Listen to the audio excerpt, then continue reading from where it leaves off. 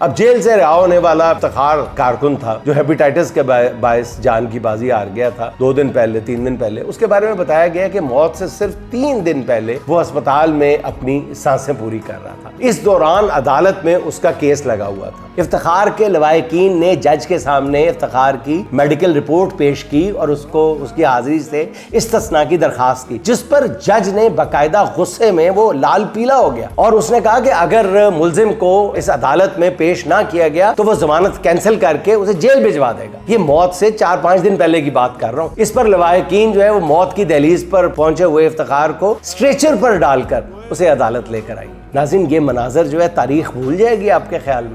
बदतरीन किसी जाबर के दौर में भी, मेरा ख्याल है किसी माजी में चले जाएं, हलाकू खान के दौर में भी इतना जबर नहीं हुआ होगा जो आज देखने में आ रहा है। इस होनहार और इंसाफ पसंद जज मंजर गुल नामी शायद उनका नाम है, उनका के बारे में फिर सोशल मीडिया पर बहुत कुछ कहा जा रहा है। और मैं तो हैरान हूँ नाज़रीन कि ऐसे ओहदों पर ऐसे संगदिल किस तरह विराजमान हो गए। क्या इनकी कोई फैमिली नहीं है, इनकी औलाद नहीं है, इनके भाई बहन नहीं है? अब जिस तरह से इन जज साहब पर सोशल मीडिया पर लान तान हो रही है, इन जज साहब की फैमिली और बच्चे जो हैं वो उनके किए की सजा भुगतेंगे। वो किस तरह ये अजियत बर्दाश्त करेंगे?